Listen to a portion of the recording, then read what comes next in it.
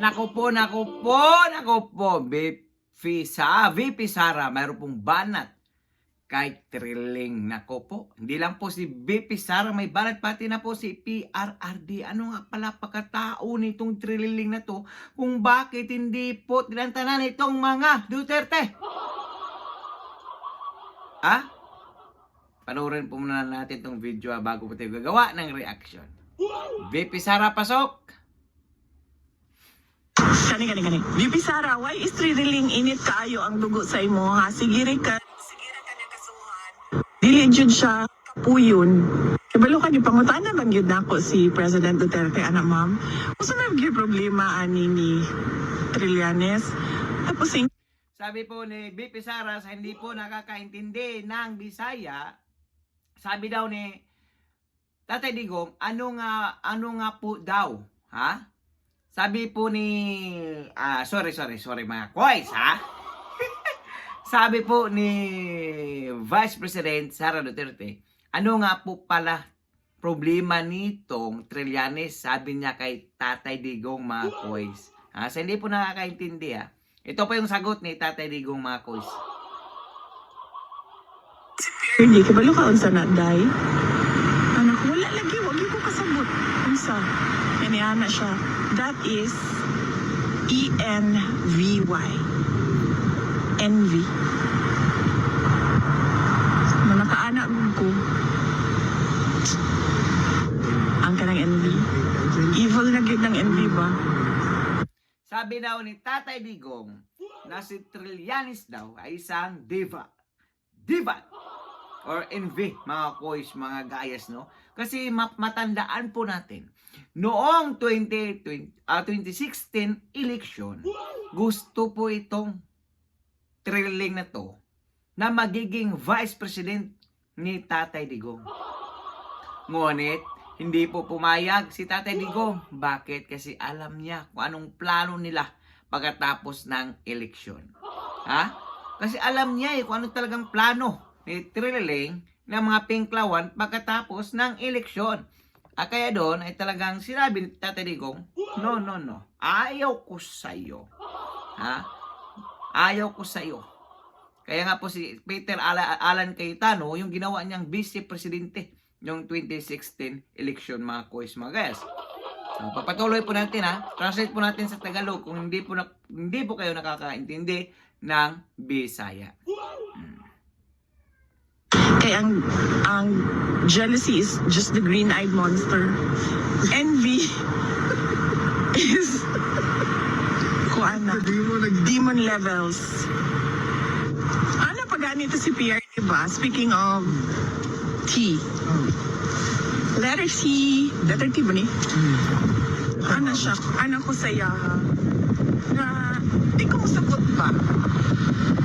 Na, ana-ana na lang gani kadali. Dauton niya ako ang pangalan. Pero ana. Naku po, ayan na nga sinasabi natin, mga kois, mga gayas. Ang sabi po ni VP Sara, hindi daw siya papayag na ganun na lang sisiraan yung pangalan ni Sara Duterte.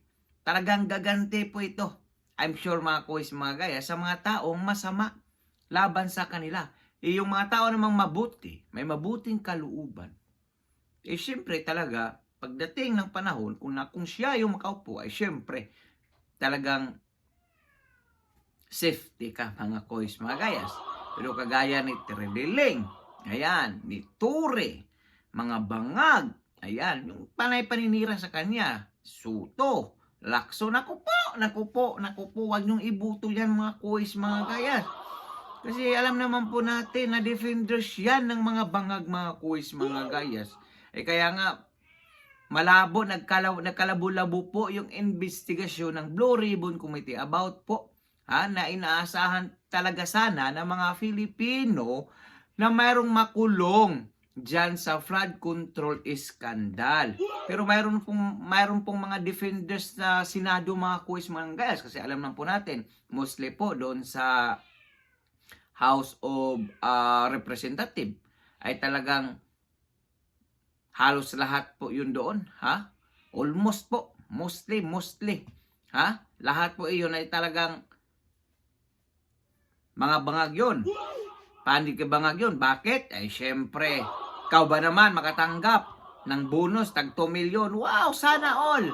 Habang yung mga taong bayan naghihirap sa buhay, nag-a-abroad, naghihirap sa buhay. Palakpakan na lang sila. Patuloy po natin. Kanya, nag-imbento na po siya og witness ko, no? Ayan. Dahil daw si Trililing na naman po ay nag-iimbento naman po ng mga bagong witnesses laban kay VP Sara Duterte. Ha? PSG daw yon ni Sara Duterte. Pero hindi alam ni Sara kasi sa kadami-dami po PSG o security ng ating Vice Presidente. Hindi po niya makilala lahat yun mga kuis magayas.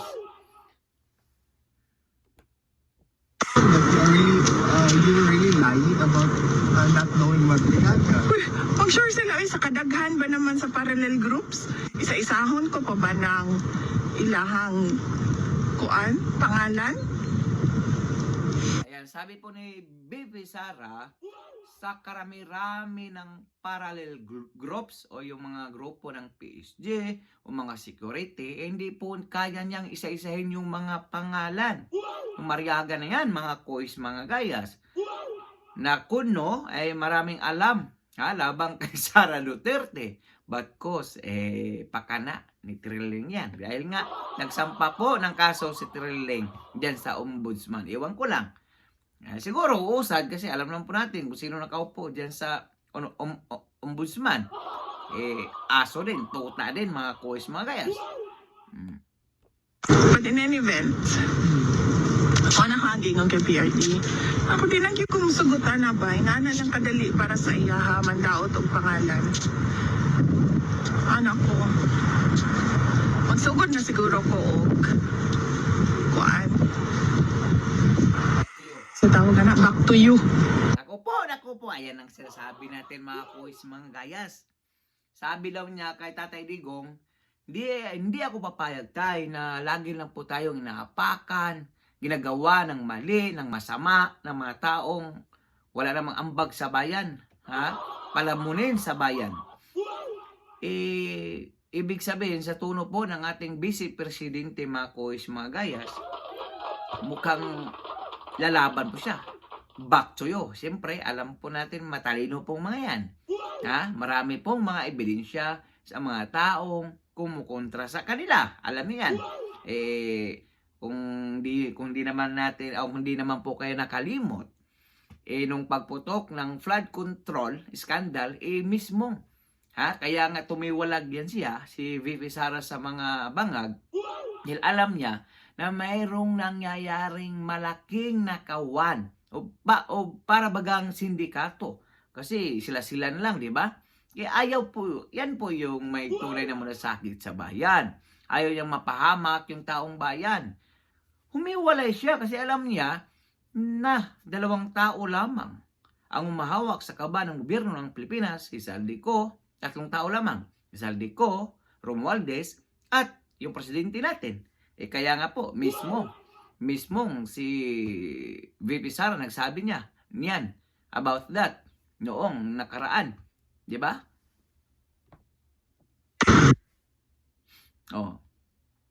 Tingnan nyo mga kuis, mga gayas.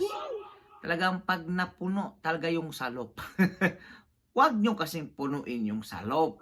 Kasi pag napuno yan, kahit sino naman, naapak-apakan nyo, ginagawa nyo ng mali, ginagawa nyo ng masama, talagang tatapang yan, lalabang yan. Kaya sabi po ni VP Sara, back to you na lang sa'yo, Trillanes. Maliban sa'yo, sa lahat ng mga kasama mo, mga pinklawan man yan, kasi sanib person na daw sila, sabi ni Trililing sanib person na yung pinklawan tsaka yung bibi mo, kita nyo? Kita nyo? Pagdating sa korupsyon, nagpabulag-bulagan tong mga animal na to. Ganun po sila ka-hipokrito, mga kuis, mga gayas. Kung ba may sariling interes lamang, hindi interes ng taong bayan. Kasi kung may interes pa ng taong bayan, ang kanilang tinitignan, dapat pinaglaban na nila tayo. pagdating sa korupsyon, kasi alam naman po natin, kitang-kita naman po natin talaga mga kuys, mga gayas, obvious. Ninanakawan po tayo. Ha? Alam na po natin kung sino yung magnanakaw, mga kuys, mga gayas. Kaya, antay-antay lang kayo. Dahil may back to you. Back to me. Nililing! Ay, naku po, mayroon pa palang isa. Ay na po, binasura naman po. Ha? Ayon po sa Korte Suprema o Supreme Court, unconstitutional na naman yung pagsampa nila ng impeachment kay Sara Duterte. Palakpakan! Talagang mayroon pa din talagang matitino sa ating bayan, mga kuys, mga gayas, no? Talagang hindi talaga mananaig yung masama. Kasi plano talaga nila, sampahan ng sampahan, impeachment si Sara Duterte para hindi na makatakbo sa 2028. Tandaan po natin, mayroong Diyos po palaging nagbabantay sa atin. Nagmamanman sa atin. Alam niya kung sino talaga yung tama at mali. Pag-komento po ng inyong mga opinion o reaksyon sa comment section ng ating video. So for now, I'm gone. God bless all. Peace. Bye-bye.